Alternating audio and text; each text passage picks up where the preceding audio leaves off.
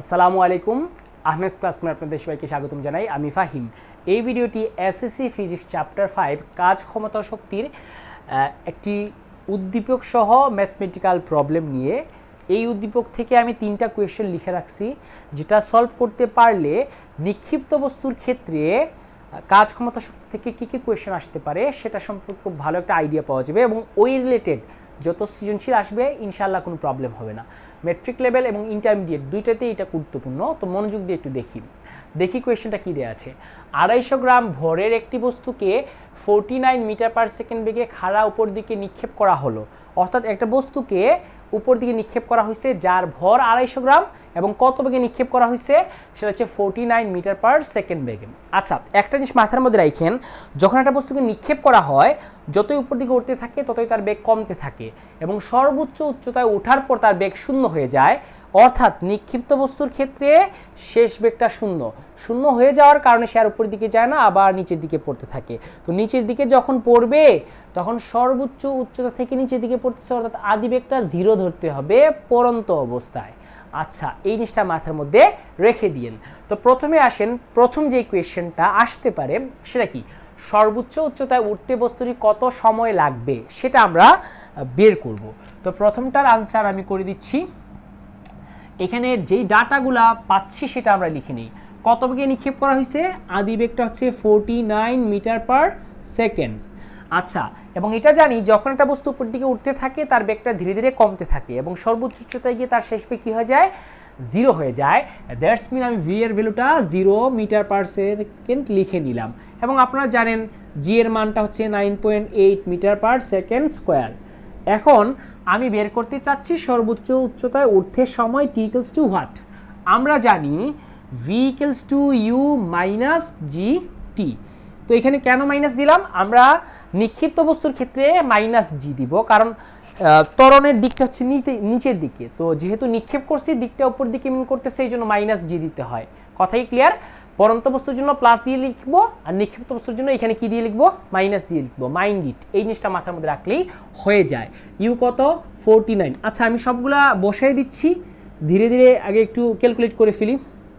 এখন একটু চিন্তা করে দেখেন তো, ভি এর মান তো 0 বসাই দিলাম, ইউ মাইনাস জিটি এইটুকু রাখি আমি একটু, আর মাইনাস জিটিটা ওই পাশে আসলে কী হয়ে যাবে? প্লাস হয়ে যাবে। তাহলে জিটি হলো, আর এখানে কি থাকলো? ইউ। এখন আপনারা বলেন টি এর সাথে জি গুণ আছে, ওই দিলে কী হয়ে যাবে? ভাগ হয়ে যাবে। তাহলে ইউ ভাগ জি পেলাম সর্বোচ্চ উচ্চতায় উঠতে সময়ের জন্য। এই ইকুয়েশনটা ডিরেক্ট বসানো যাবে এবং এটা থেকেও আপনি নিয়ে আসতে পারবেন। এখন ইউ এর মান কত জানি? 49, আর জি এর মান কত? 9.8। ক্যালকুলেট করে যা পাবো সেটাই হচ্ছে গিয়ে আনসার। আমি একটু দেখি কত আসে মানটা। 49 ভাগ হচ্ছে গিয়ে 9.8, তো রেজাল্ট হচ্ছে 5। তার মানে আমি বুঝে গেলাম এই বস্তুটাকে নিক্ষেপ করা হলে সর্বোচ্চ উচ্চতায় যেতে তার 5 সেকেন্ড সময় লাগবে। Mind it. কোন সূত্র ইউজ করলাম, কিভাবে বের করলাম, দ্যাটস ইট। Okay, fine. এখন আসি এরপরের যে প্রবলেমটা, সেটা কি? এরপরের কোয়েশ্চেনটা হচ্ছে 2 সেকেন্ড পর গতিশক্তি কত? তার মানে আমি টি এর মানটা পেয়ে গেলাম হচ্ছে গিয়ে 2 সেকেন্ড এবং এই 2 সেকেন্ড পর তার গতিশক্তিটা বের করতে চাচ্ছি। আচ্ছা, গতিশক্তি বের করার জন্য আমার বেগের মানটা লাগবে, কারণ গতিশক্তি equals to half M V square. তাহলে আপনার ভি এর মানটা বের করা লাগবে। তো 2 সেকেন্ড পর যদি আমরা বেগ বের করতে চাই তাহলে কি ডাটা লাগবে?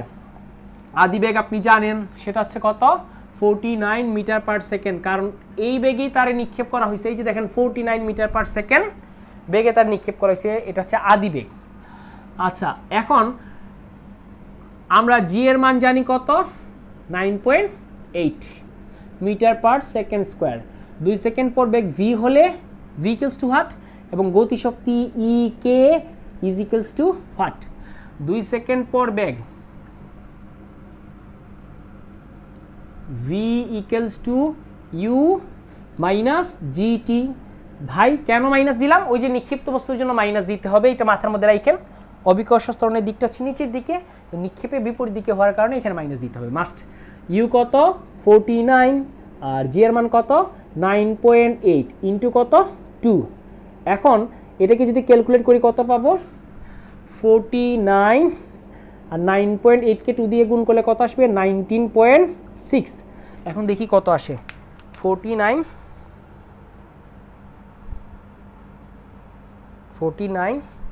Minus 19.6 29.4 metre per second.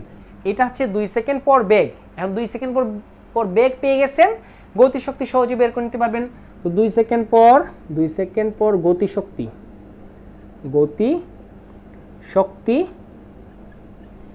E K equals to half M V square. তো বেগের মানটা জেনে গেছি, ভরটাও দেওয়া আছে কত গ্রাম 250 গ্রাম। তাহলে এম ইকুয়ালস টু কত 250 গ্রাম। গ্রামকে কেজিতে নিতে হবে, 1000 দিয়ে ভাগ করলে আমরা 0.25 কিলোগ্রাম পাবো। এখন মানগুলো বসাই দেই, হাফ দিলাম, এম এর মান হচ্ছে 0.25 আর ভি এর মান তো বের করছি 29.4 দিয়ে কি হবে এখানে স্কোয়ার দিতে হবে। That's it. Okay fine, bracket দিই। আচ্ছা, এখন ক্যালকুলেট করে দেখি কত আসে মানটা। 29.4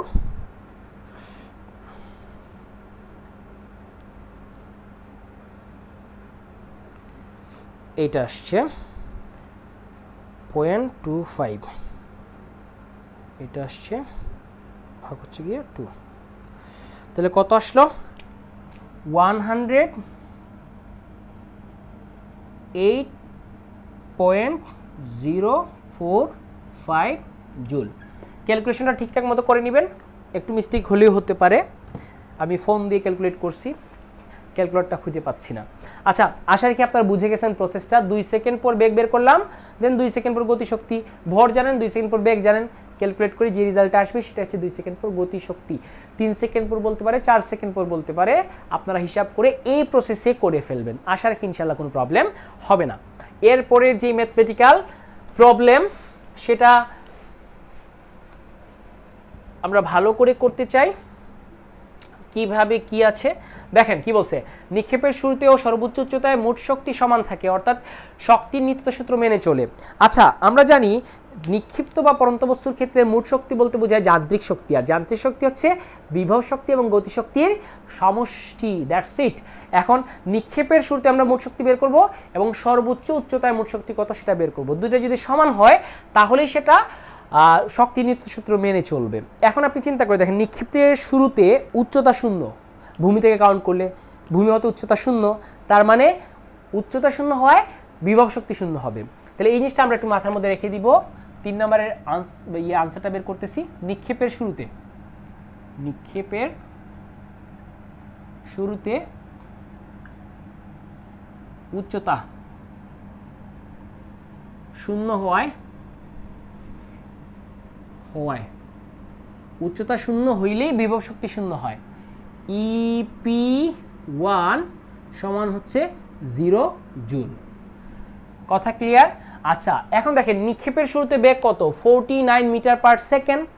তাহলে আমরা নিক্ষেপের শুরুতে যদি গতিশক্তি বের করতে চাই হাফ এম ভি স্কোয়ার, ওই ভিটা হবে কি 49, তো এটাকে আমি ইউ হিসেবে ধরে নিতে পারি।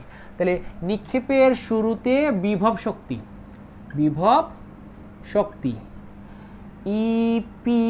EK1 সমান কি হবে হাফ এম ভি স্কোয়ার। তো এম এর মান কত 250 গ্রাম, 250 গ্রাম কত আসবে 0.25 কেজি। আচ্ছা, আর ভি এর মান কত? আচ্ছা, এখানে আমি ভি না দিয়ে এটাকে আমি ইউ হিসেবে ডিনোট করে নিই, তাহলে জিনিসটা বুঝতে সুবিধা হবে। তো এখানে আমি এটাকে ইউ দিলাম, ওই যে বেগের বর্গ আর কি, বেগটা হচ্ছে আদি বেগ। ইউ কত 49 মিটার পার সেকেন্ড। এখন মানগুলা বসাই দিই, হাফ দিলাম, এম কত 0.25 আর ইউ কত 49 স্কোয়ার। এখন ক্যালকুলেট করে যা পাবো সেটাই হচ্ছে গিয়ে আনসার।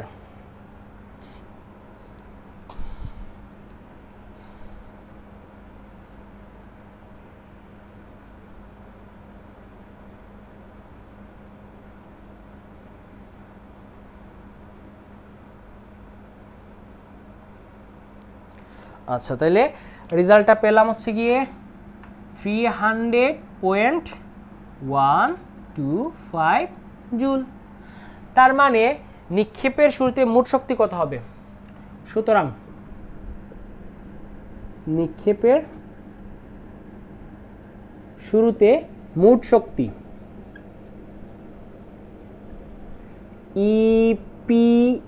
E1 দেন, এটাকে E1 সমান কত হবে? EP1 plus EK1, that's it. তো টোটাল এডিশনটা কত আসবে? এটা তো 0 আর এটা হচ্ছে কত? 300.125। তো টোটাল হচ্ছে গিয়ে 300.125 জুল। তাহলে আমরা নিক্ষেপের শুরুতে মোট শক্তি পেয়ে গেলাম। এখন সর্বোচ্চ উচ্চতায়, এখন দেখো রে ভাই, তুমি যে এটাকে নিক্ষেপ করছো বা যে ব্যক্তি নিক্ষেপ করছেন, এই বস্তুটা কিন্তু একটা নির্দিষ্ট একটা উচ্চতায় উঠবে, ওঠার পর আবার সে নিচের দিকে নেমে যাবে। তো ওই যে সর্বোচ্চ উচ্চতা কতটুকু উচ্চতে সে উঠলো সেটা তো আমরা জানি না। তাহলে এইচ এর মানটা বের করতে হবে। তাহলে সর্বোচ্চ উচ্চতা আগে বের করে নিই।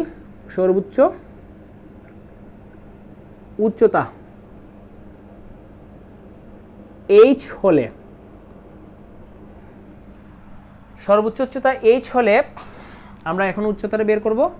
V square equals to U square minus 2GH। এই সূত্র কেন বসালাম মাইনাস? নিক্ষিপ্ত বস্তুর ক্ষেত্রে এখানে মাইনাস দিতে হবে, মাস্ট। এটা মাথার মধ্যে রাখবেন। এখন দেখেন সর্বোচ্চ উচ্চতায় শেষ বেগ কিন্তু 0, এটা সবার জানা হয়ে গেছে। আর ইউটা কি? তুমি তার যে বেগে নিক্ষেপ করছো সেটা হচ্ছে ইউ। কত বেগে নিক্ষেপ করছো? 49 মিটার পার সেকেন্ড বেগে। তুমি না, যে উদ্দীপকটা যাকে নিয়ে বলা হচ্ছে আর কি, সে। এখন এটা এদিকে নিয়ে আসেন, কি হবে? ওই যে 2GH আসলো, ইউ স্কোয়ার থাকলো, ভি স্কোয়ারটা প্লাস এদিকে কি যাবে? মাইনাস। এখন এইচ সমান কত আসবে? আচ্ছা, এইচ সমান হচ্ছে, আচ্ছা ভি এর মান তো 0, তো 0 স্কোয়ার মানে কি? 0ই। তাহলে 0টুকু বাদ দিয়ে আমরা কি লিখতে পারি? ইউ স্কোয়ার ভাগ 2G। এখন এখান থেকে আমরা ইউ এর মান কি দিব? 49 স্কোয়ার, 2 ইন্টু 9.8। আচ্ছা, এখন একটু ক্যালকুলেট করে দেখি কত আসে।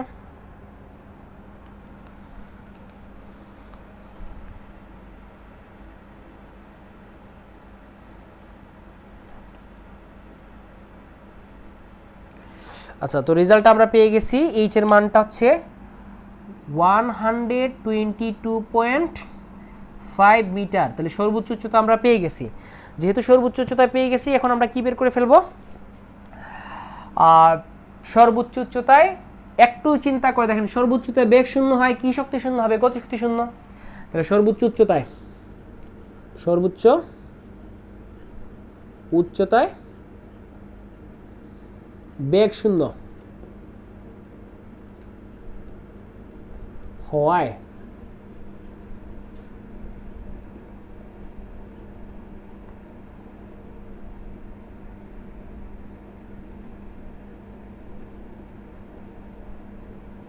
গতিশক্তি EK2 সমান কি? 0 জুল। আচ্ছা, সর্বোচ্চ উচ্চতায় বিভব শক্তি EP2 সমান কত আসবে? mgh। m কত? mটা হচ্ছে 0.25, আর জি কত? 9.8। এইচ কত? এইচ এর মানটা পেয়েছি 122.5। এখন ক্যালকুলেট করে বসাই, কত আসে দেখি।